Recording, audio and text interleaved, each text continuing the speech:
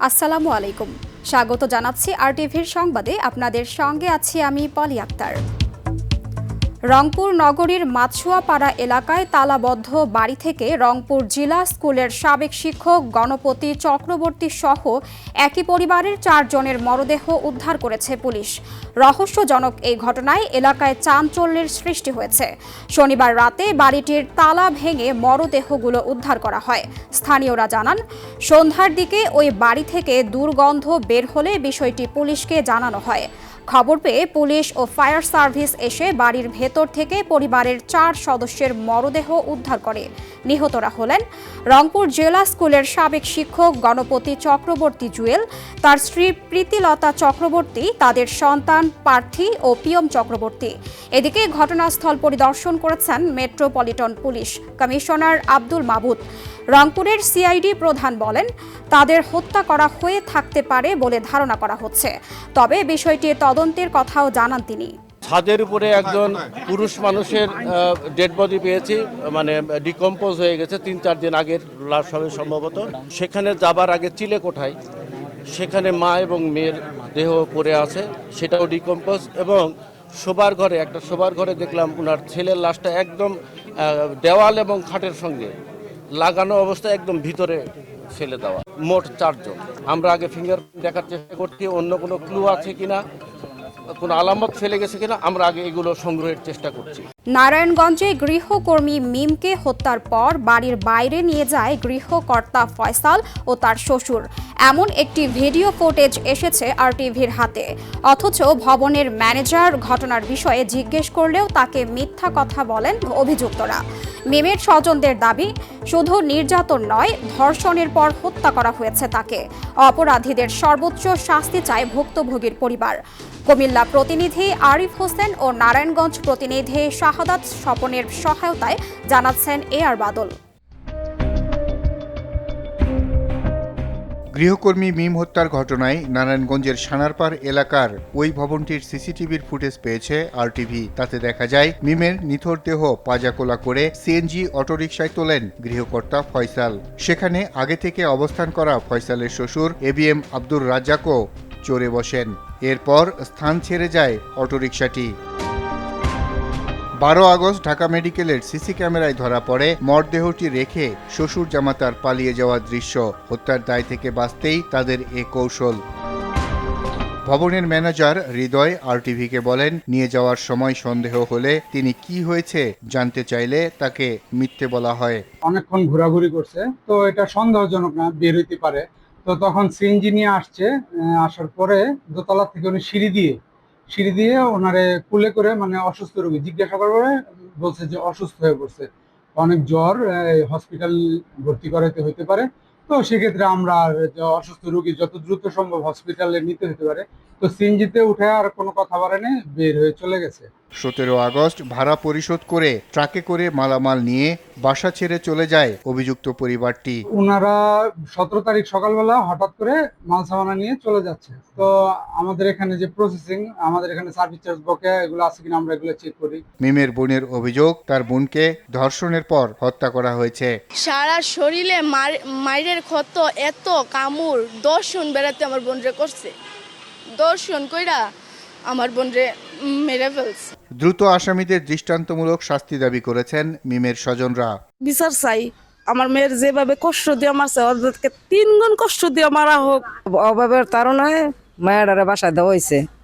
মায়াডারে যেভাবে, আমার এই বইনের মায়াডারে যেভাবে নির্যাতন করে মারা হয়েছে, আমি ওদের ফাঁসি চাই। এ ঘটনায় অভিযুক্ত মোহাম্মদ ফয়সাল, তার স্ত্রী রাহেমা আক্তার খাতুন রেশমা ও ফয়সালের শ্বশুর এবিএম আব্দুর রাজ্জাক কারাগারে রয়েছেন। ঘটনাটি তদন্ত করছে পুলিশ। এআর বাদল, আরটিভি, ঢাকা। সিএনজি স্টেশনে গ্যাসের সরবরাহ পরিস্থিতির সামান্য উন্নতি হলেও রাজধানীর অনেক ফিলিং স্টেশনে এখনও কম চাপ ও দীর্ঘ সারির সংকট পুরোপুরি কাটেনি। গ্যাস সংকটের কারণে চালকদের স্বাভাবিক আয় ব্যাহত হওয়ায় ক্ষোভ প্রকাশ করেছেন তারা। পাশাপাশি গ্যাস সংকটের প্রভাবে পড়েছে সাধারণ যাত্রীদের জীবনেও।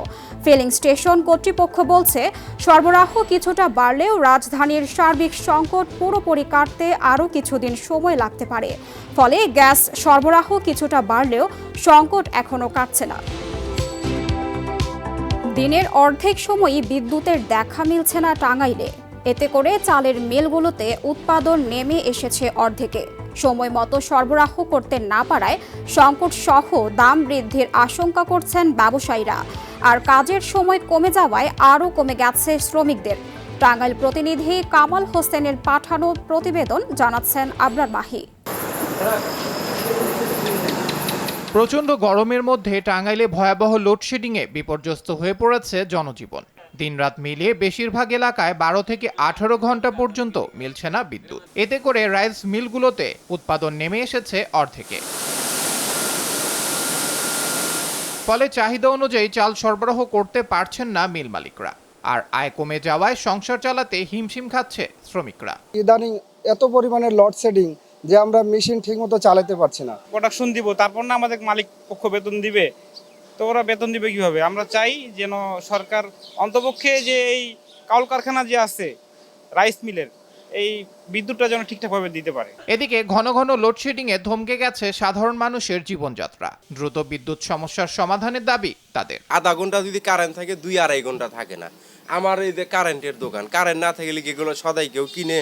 সরকারের কাছে আবেদন, বিদ্যুৎ খাতে, জ্বালানি খাতে যাতে একটু নজরদারি করে জনজীবন যেন স্বাভাবিক হয়। চাহিদার তুলনায় সরবরাহ কম থাকায় লোডশেডিং দেয়া হচ্ছে বলে জানিয়েছে বিদ্যুৎ বিভাগ। আমাদের চাহিদার তুলনায় কম পাচ্ছি। আমরা বিভিন্ন এলাকায় লোডশেডিংয়ের মাধ্যমে বাকি গ্রাহকদের আমরা বিদ্যুৎ সরবরাহ করতেছি। সরকার দ্রুত যে আমাদের জেনারেশনটা স্বাভাবিক যদি করে বা হয়ে যায়, তাহলে ইনশাআল্লাহ আমরা গ্রাহককে নিরবচ্ছিন্ন মানসম্মত বিদ্যুৎ দিতে সক্ষম হব। টাঙ্গাইলে পিডিবি ও পল্লী বিদ্যুৎ গ্রাহকদের বিদ্যুতের চাহিদা 360 থেকে 370 মেগাওয়াট। সেখানে সরবরাহ করা হচ্ছে 230 থেকে 240 megawatt. Abrar Mahi, RTV। Record দামে বিক্রি হচ্ছে বিভিন্ন জাতের সুগন্ধি চাল। কয়েক সপ্তাহের ব্যবধানে মানভেদে কেজি প্রতি দাম বেড়েছে 50 থেকে 60 টাকা। চাল ব্যবসায়ীরা বলছেন, রপ্তানি বেড়ে যাওয়ায় স্থানীয় পর্যায়ে এই চালের দাম বেড়েছে। তবে Consumer Association of Bangladesh CAB আর অর্থনীতিবিদদের মতে অসাধু চক্রের যোগ সাজশে চালের দাম বেড়েছে অস্বাভাবিকভাবে। বিস্তারিত মিশুক হাওলাদারের প্রতিবেদনে। ঢাকাকে বিরিয়ানির শহর বললেও খুব একটা ভুল হবে না। বেলা বাড়ার সাথে সাথে রাজধানীর অলিগলিতে হাঁটলে নাকে ভেসে আসবে তেহারি, বিরিয়ানি, পোলাও সহ নানা মুখরোচক খাবারের ঘ্রাণ। তবে এই খাবার যে চালে তৈরি, সেই সুগন্ধি চাল এখন বিক্রি হচ্ছে রেকর্ড দামে। কেজি প্রতি সুগন্ধি চালের দাম 200 থেকে 230 টাকা। শুধু সুগন্ধি চাল না, বাজারে নাজিরশাইল চালেও সপ্তাহের ব্যবধানে দাম বেড়েছে 8 টাকা। হোটেল রেস্তোরাঁ ব্যবসায়ীরা বলছেন, খাবারের দাম বৃদ্ধি না পেলেও চাল কিনতে হচ্ছে বেশি দামে। এতে ব্যবসাতেও নাকি হচ্ছে মন্দাভাব। যে চালের দাম 60 টাকা কেজি ছিল, এই চালের দাম 85 টাকা কেজি। যে চালের দাম 120 টাকা ছিল, সেই চাল হইল 200 টাকা কেজি। আগের দামের বিক্রি করতেছি, বাড়তি দোকানে বিক্রি করতেছি না। ব্যবসা প্রতিদিন আমাদের ব্যবসা অত্যন্ত খারাপ যাচ্ছে। এদিকে চাল ব্যবসায়ীরা বলছেন, সুগন্ধি চাল বিদেশে রপ্তানির কারণেই এই সংকট দেখা দিয়েছে। প্রতি কেজি 100 টাকা বাড়ছে। আমার ঘরের দরকার হলো 10 কেজি, আছে 8 কেজি, 2 কেজি শর্ট অন বাইরে যাইতেছে, তার কারণে বাজারটা এখন বেশি। দাম নির্ধারণ করে যারা আপনার সিন্ডিকেট করে, যারা চাউলের ব্যবসায়ী, তারা বিশেষ করে বড় বড় 5-6টা কোম্পানি আছে। তবে ক্যাবের সভাপতি বলছেন, চালের দাম বৃদ্ধি করা হয়েছে প্যাকেটজাত প্রতিষ্ঠান ও ব্যবসায়ীদের সিন্ডিকেটের কারণেই। এটা পুরোপুরি ব্যবসায়ীদের একদম বলবো যে কারচুপি। এখন কর্পোরেট গ্রুপগুলো ঢুকে গেছে, তারা যেটা খোলা চালটাই আপনার প্যাকেটে ভরে আপনার প্রায় 40 টাকা বেশি দামে বিক্রি করে। কর্পোরেট গ্রুপ আসলে এই চালের দাম বা যেগুলো প্যাকেট করে, এটা প্রথম তারা কিন্তু দামটা বাড়িয়ে দিয়েছে। এর আগে যখন মিলের মধ্যে ছিল খোলা চাল, তখন কিন্তু আপনার এরকম লুটপাট হতো না। অর্থনীতিবিদদের মতে, দেশে পর্যাপ্ত চাল থাকা সত্ত্বেও বাজারে যারা সংকট তৈরি করে দাম বৃদ্ধি করছে, তাদের সিন্ডিকেট ভাঙতে সরকারের কার্যকরী পদক্ষেপ জরুরি। হঠাৎ করে আপনার চাহিদা বৃদ্ধি হয়েছে সেটা বিশ্বাস করার মতো না। অতএব তখন সরকারকে বুঝতে হবে যে এই জায়গায় সিন্ডিকেট হয়েছে, সেই সিন্ডিকেটটা হয়েছে আড়ত থেকে, সেই সিন্ডিকেটটা হচ্ছে যারা বিগ সাপ্লায়ার তাদের কাছ থেকে। অতএব এটাকে যদি অস্বস্তিকর মনে হয় তাহলে ডেফিনেটলি সরকারের উচিত এটাকে তদন্ত করে বের করা এবং ব্যবস্থা নেওয়া। রপ্তানি বাড়ার প্রভাবই হোক বা বাজার কারসাজি, সুগন্ধি চালের লাগামহীন দাম চাপে ফেলছে ব্যবসায়ী থেকে শুরু করে ভোক্তা সবাইকে। তাই কৃত্রিম সংকট ঠেকিয়ে বাজারের স্বাভাবিক সরবরাহ নিশ্চিত করা সহ দাম নিয়ন্ত্রণে কার্যকর নজরদারির দাবি সংশ্লিষ্টদের। মিশুক হাওলাদার, RTV, ঢাকা। কলকাতায় আগুনে নিহত সাংবাদিক দেবাশিস সহ তার পরিবারের 4 জনের মরদেহের সৎকার ও দাফন করা হয়েছে। গত রাতে কুষ্টিয়ার মহাশ্মশানে দেবাশিস ও তার ছেলের সৎকার করা হয়। আর কুষ্টিয়া মডেল মসজিদে নামাজে জানাজা শেষে পৌর গোরস্থানে দেবাশিসের স্ত্রী আফসানা শারমিন ও শ্বশুর আকরাম আলীকে দাফন করা হয়েছে।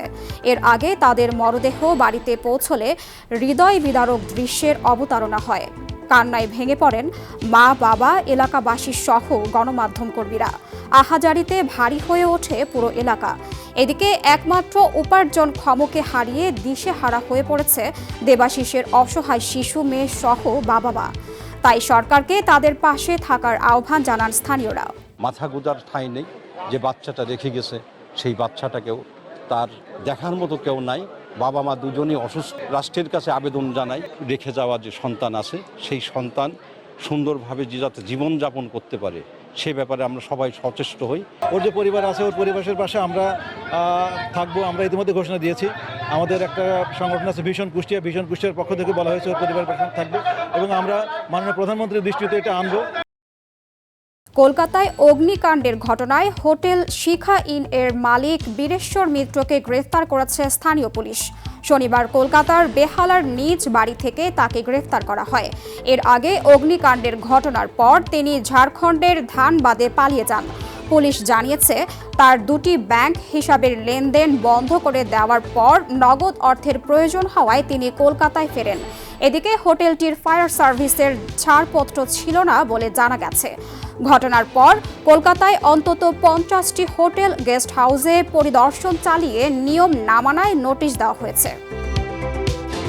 জাতীয় ক্রীড়া পরিষদের গঠিত নতুন অ্যাডহক কমিটি হাত ধরে দেশের বিভিন্ন ক্রীড়া ফেডারেশনে শুরু হয়েছে নতুন পথচলা। সংস্কারের পাশাপাশি খেলোয়াড় তৈরি, ঘরোয়া প্রতিযোগিতা বাড়ানো এবং ক্রীড়াকে পেশা হিসেবে প্রতিষ্ঠার প্রত্যাশার নতুন নেতৃত্বকে ঘিরে হকিতেও তাই নির্দিষ্ট পরিকল্পনা নিয়ে এগোতে চায় নতুন কমিটি। তাদের লক্ষ্য তৃণমূল থেকে জাতীয় দল সব পর্যায়ে পরিবর্তন। ফেডারেশনগুলো নিয়ে RTVর ধারাবাহিক আয়োজনে আতিকুল ইসলাম শাকিল আজ জানাচ্ছেন বাংলাদেশে হকির পরিকল্পনা ও ভবিষ্যৎ ভাবনা।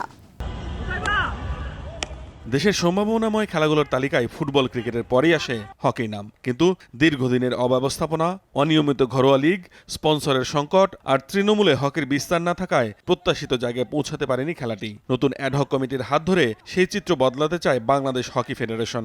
সাধারণ সম্পাদক ইশতিয়াক সাদেকের কাছে হকি শুধু একটি দায়িত্ব নয়, আবেগেরও জায়গা।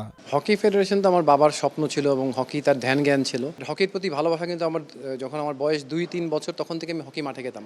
আমার বাবা তখন কোচ ছিল, আবাহনীর বা ন্যাশনাল টিমের সঙ্গেও যুক্ত ছিল। তবে সেই সম্ভাবনাকে বাস্তবে রূপ দিতে ফেডারেশনের প্রথম লক্ষ্য তৃণমূল থেকে জাতীয় দল পর্যন্ত একটি ধারাবাহিক কাঠামো তৈরি করা। নিয়মিত প্রতিযোগিতার মাধ্যমে তৈরি করতে চায় নতুন খেলোয়াড়।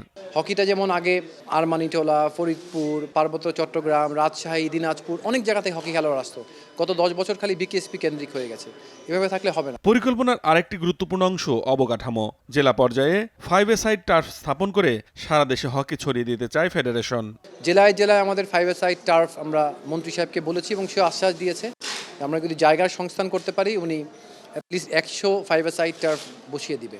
তবে শুধু অবকাঠামো নয়, হকির সবচেয়ে বড় সংকট আর্থিক ও বাণিজ্যিক কাঠামো। ঘরোয়া লীগ অনিয়মিত হওয়ায় খেলোয়াড়দের আয় যেমন কমেছে, তেমনি স্পন্সরদেরও আগ্রহ তৈরি হয়নি। স্পন্সরদের কাছে চলে স্পন্সররা মুখ ঘুরিয়ে নেয়, কারণ হকির কোনো ব্র্যান্ডিং নেই, সাংবাদিকরা নিউজ করে না, ঘরোয়া লীগ হয় না, খুব ইররেগুলার। এছাড়া জিমি, আশরাফুল ও আমিরুলদের মতো পরিচিত মুখকে ব্র্যান্ড হিসেবে ব্যবহার করে হকির প্রতি নতুন প্রজন্মের আগ্রহ বাড়ানোর লক্ষ্যও নিয়েছে নতুন কমিটি। আমরা যদি জিমি, আশরাফুল, আমিরুল এদেরকে ব্র্যান্ডিং করতে পারি, যখন মানুষ এদেরকে চেনা আরম্ভ করবে, তখন ছোটোখাটো বাচ্চারা উদ্বুদ্ধ হবে এবং আমি শিওর তখন তারা হকি স্টিকের সাথে হকি খেলতে আসবে মাঠে। নতুন কমিটির পথ চলার লক্ষ্যও নির্দিষ্ট। আগামী 5 বছরের মধ্যে এশিয়ার সেরা 4 এবং বিশ্ব র্যাঙ্কিংয়ে সেরা 20-এ জায়গা করে নেওয়ার স্বপ্ন দেখছে নতুন নেতৃত্ব। ফিটনেস বাড়াতে এরই মধ্যে খেলোয়াড়দের অনুশীলন সুবিধা ও ডায়েটে পরিবর্তন আনা হয়েছে। আতিকুল ইসলাম শাকিল, RTV, ঢাকা। RTVর সংবাদ এ পর্যন্তই। ধন্যবাদ সবাইকে।